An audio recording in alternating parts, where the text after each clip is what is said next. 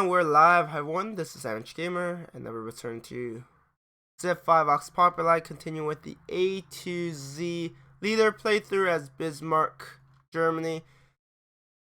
Well, Bismarck of Germany. So, I've actually decided to end it here because the turns are taking way too long, especially with the amount of work I have to do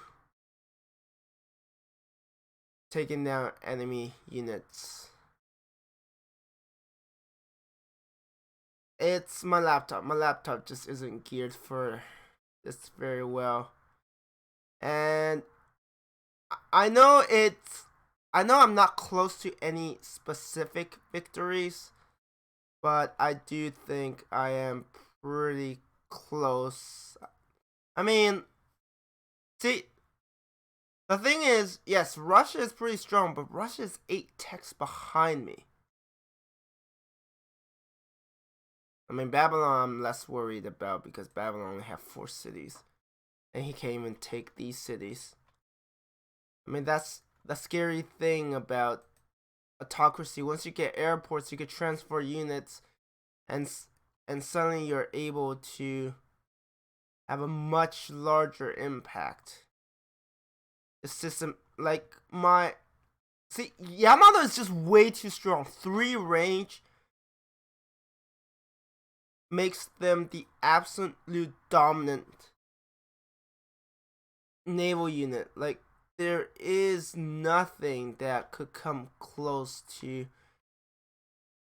countering them unless the AI uses air units. And frankly, I mean, they're in atomic era, but they're so behind. Like, from the way things are going, if I want to go for domination, chances are I'll actually get a chance to use giant death robots. Because my approach would be this. My approach would be, in this war, conquer all of Denmark. Take every single city. Leave nothing behind. Absolutely destroy him. There will be nothing left once I'm done. 1, 2, 3. Yeah, the fact that they have indirect fire and 3 range means, like, for example, if I take this city, pretty much every tile this city controls, I can move a battleship in and clear out the units. Like, that's how deadly they are. I could just clear a beachhead. Battleships, I mean, Denmark is even more behind, yeah. And notice this, like, for the AI, because they tend to annex every single city, I think it's slowing him down with tech. Like, at one point he was up there with Russia and Babylon, but now he's just slightly falling behind, and I'm just getting more ahead. And that will only be more apparent as I get giant death robot and XCOM squads. So if my laptop was able to handle it and the turns didn't take forever, process, like 5 minutes to process, that's probably exaggeration, but you get the idea. So if I was able to keep playing, which I sadly can't, the approach is, first, secure this city. Next, and then make sure I get enough of a presence. I mean, riflemen and foreign legions aren't gonna do well against panzers. At least not with the numbers I'm gonna boast. And plus, if I put a battleship right here between the stone and Viborg, or however you pronounce it, I can hit up to, like, the range will allow me to hit that foreign legion, rifleman, that rifleman. The lake pride doesn't matter unless the AI is dumb enough to embark. That field gun, the stone, these 2 riflemen. Yeah, basically this city is pretty much safe. Like, they can't really push easily And he has lancers, for crying out loud. He has lancers in the last episode if you watched. So clear out more of his units. Like, if he doesn't come to me, I'll just transport more units here, get more panzers, get more artillery, and then, like, what is he going... Like, what is Denmark going to do? I will probably do a...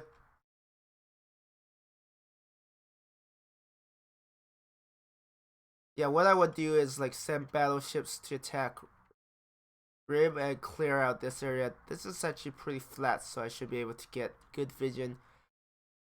Battleship here, artillery on this city, and then if I take both of those, that is just snowballing. The only problem is happiness, which unfortunately is kind of hard to manage, but to be fair, I'm at 46%, so it's not too bad. Hey, look, I'm beating all of them in tourism now.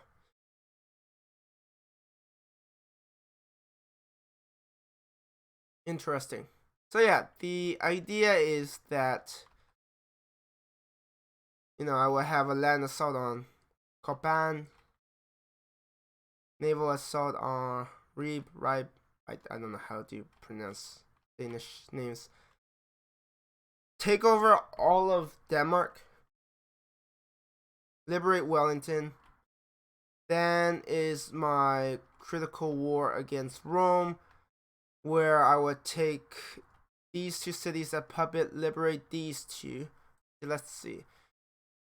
So, conquering, or at least controlling the Danish capital will give me one more delegate for conquer capital, so I have 25, and then I'll get 1, 2, 3 more city states. So that'll be 3 more city states will put me at 8. But because, so for every 3 alliances, I'll get 1 extra delegate. So I'll get 4. So that's 4 plus 1. So I'll get 29. 29, and if I get world ideology, that'll give me what, 30? Yeah, 30, because I don't think Byzantium will survive.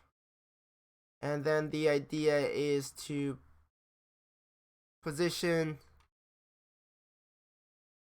I mean, Rome doesn't have... I mean, Rome, if he gets some air units, maybe.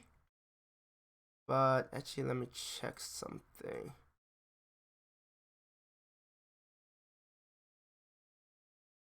Zero. It has a range of 6. So if I station zeros here, 1, 2, 3, 4, 5, 6. Yeah, I'd be able to intercept enemy planes, liberate bulk. That would give me 9. So that'd be 2 more. So that'd be 32. 32, and then I'll have 9 city states, and then later on, city states would give 2 per ally, 2 votes per, 2 delegates per ally. So 32, so that'd be 41. I need 46, so I will have to conquer through Rome. Another vote from Rome, controlling Rome will give me 42. 42, take those, liberate these 2, and ally them. That'll be 4 more, yeah. Basically, if I defeat Rome, I will have enough. Though we do need to pass United Nations. And right now, that's a bit hard to do. I love how I'm the only one with spheres of influences. Yeah, why do you have to... Actually, if I could be a host, that'd be two other votes. Yeah. It's fine. As I clear out, like, I don't even need to... Yeah, defeat Denmark, defeat Rome, pass United Nations, pass world ideology. and it'll be GG. See, this is why I don't actually wait. Yeah, they have three. They have three city states, but then they have Vancouver and Kaiser close. For us, like, yeah, Valletta is kind of close, but otherwise, 1, 2, 3, 4, 5. Isn't Budapest a city state? 6, 7.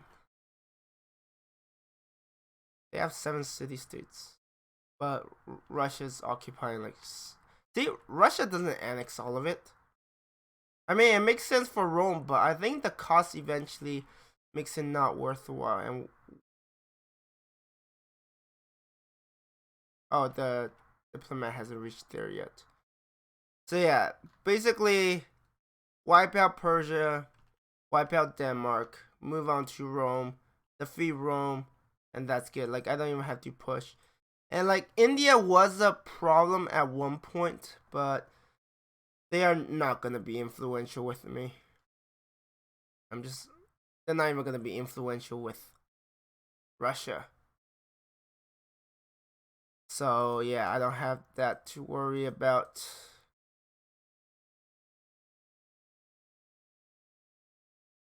Oh, they recaptured Geneva. Huh, interesting. Wait, does that mean that if it doesn't have the icon, I can't liberate the city-state? I don't know. No, the interesting thing about Geneva is it got liberated. I mean, it rebelled against Alexander, if you remember, way back when. But yeah, I just don't think. I mean, if I get some zeros, that's the thing, right? Like, my counter to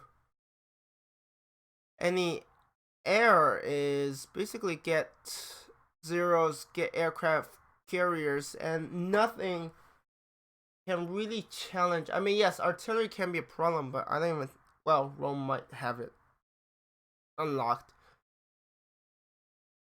Bonus against other fighters and does not require oil, only available. So they don't have bonus against. Actually, to tell the truth, if you intercept with even fighters, yeah, they're kind of done for. I guess what I can do is. Actually, can I even reach that far?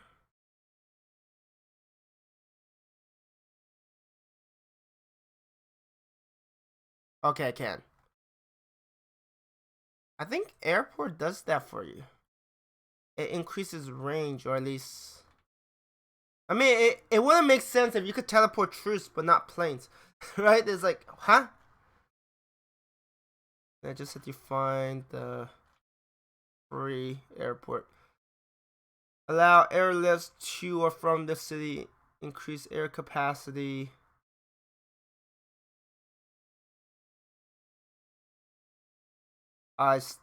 66 air modifier. I still don't see.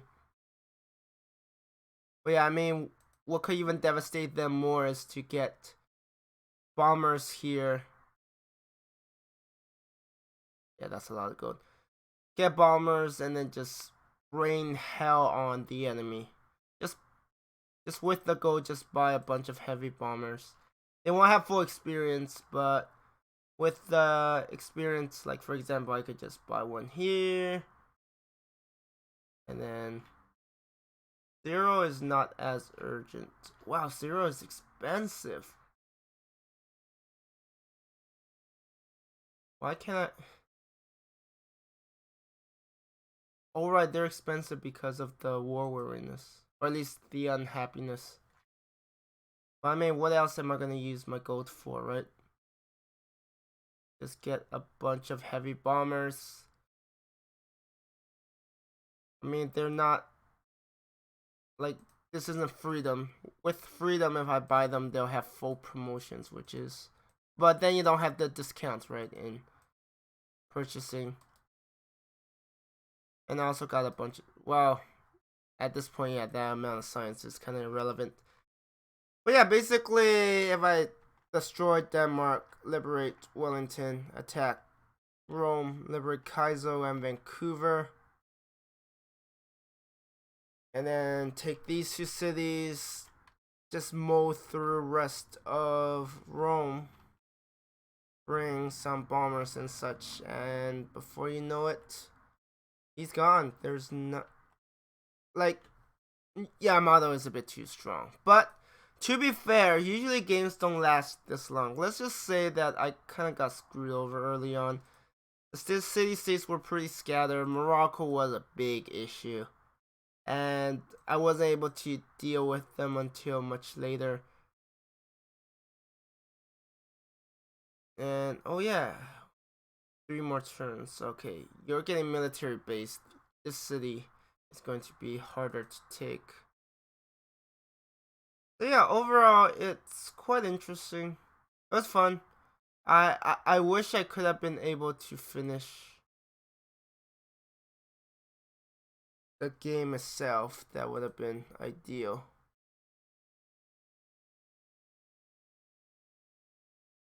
But yeah, like essentially at this point, it's just formality because don't get fooled. This says Rome has a stronger military, and I think Russia's probably second, but I could beat them. It's just that my forces are kind of scattered.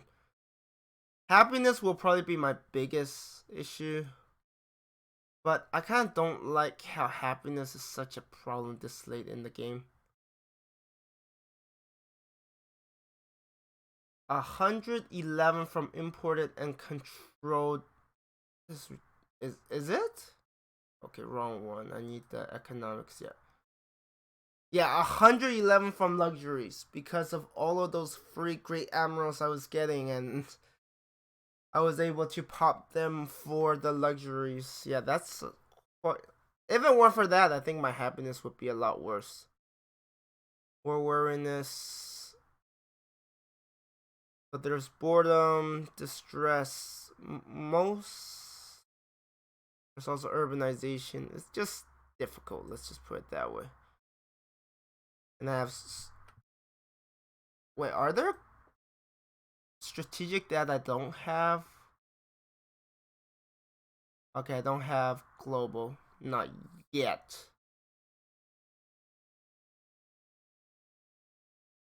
Ivory. Uranium, oil, aluminum. Yeah.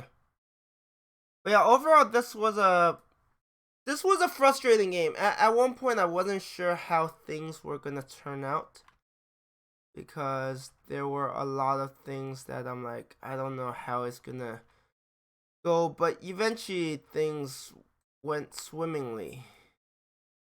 I was able to overcome all of my foes. First, Morocco. Morocco was the biggest problem.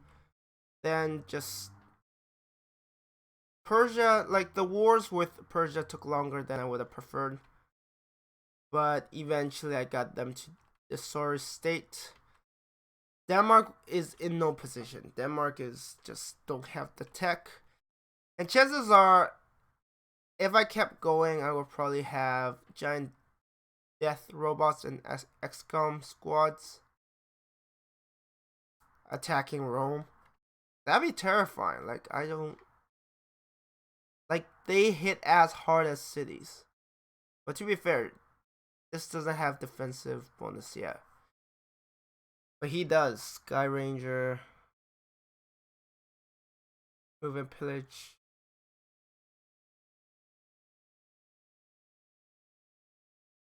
And they get the. Wait, Treasure Hunter. Why would they get that? It's not like there are any ruins left at this point. They do have DFPs, so they actually have more health and they take less damage from ranged. Yeah, if my laptop was able to handle it, we will actually see some futuristic war. overall, with my religion, I don't know. It's kind of all over the place. It's not particularly strong. I mean, I have no regrets taking Elder of Councils because that helped me be competitive in science, which allowed me to eventually defeat Morocco. But yeah, overall, the changes made expanding with tradition really tough. Like your culture will suffer a lot. For the AIs, at least they could rebound faster. Actually, I mean, I stopped growing.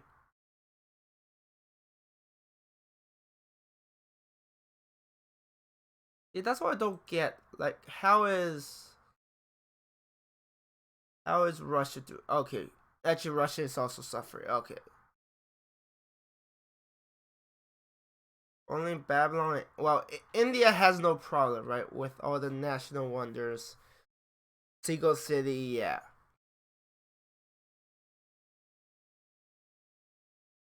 Babylon just have 4 cities. Doesn't have anything else. I mean, at this point, I expect all of them to be hostile. I don't know why you're friendly because we will go to war with one another. That's for sure.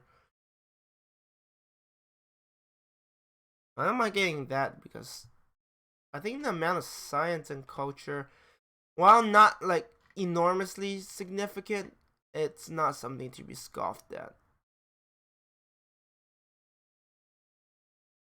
Yeah, overall, Denmark will go down first, defeat Rome, and I win the game.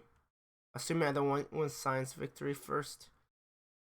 Actually, I just noticed that for autocracy, there's nothing for science victory.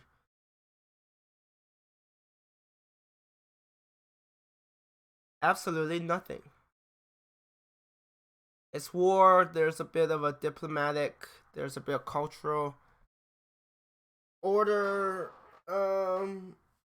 does order have diplomatic? Like for freedom, it has cultural, diplomatic, science, which covers pretty much most of it. And freedom actually helps with domination because if you have a lot of gold, you could buy, like, you could replace lost units very easily. And of course, then order, you have science victory and is there cultural victory? I don't remember. Diplomatic. I don't think it has diplomatic. And then I guess authority is domination and cultural. And some diplomatic. I'm probably missing something with order. That's fine. Anyways, I'm going to end it here. I wish I could keep going because I I can't remember ever using giant death robots. Okay, maybe once.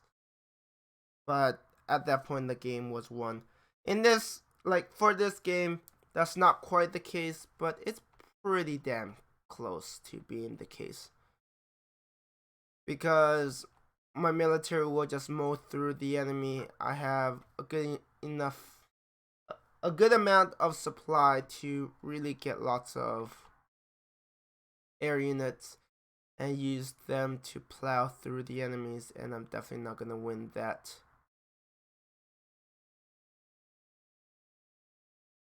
Yeah, overall things are going well. Though I will admit that the happiness, I feel late game could be a bit less punishing, but I mean right now it's just like only happiness is really hindering me. Oh yeah, and gold. Building expenses. Yeah, you will have to annex more cities. Which Russia have been able to refuse. But as you can see, their gold per turn is pretty low. So you have to annex more cities. But if you do, which is what Rome do, is like, yeah, your income is good, but you're falling behind in tech. Falling behind in tech means that I will be able to eventually just crush him outright. Anyways, I'm going to end it here. Thank you everyone for watching. Actually, who is the next one? Let's see. After Bismarck, we have Celts. Celts are gonna be fun. They're the unique set of pantheons makes their game very diverse depending on the start. Anyways, I'm going to end it here. Thank you everyone for watching, and I hope you have a good one.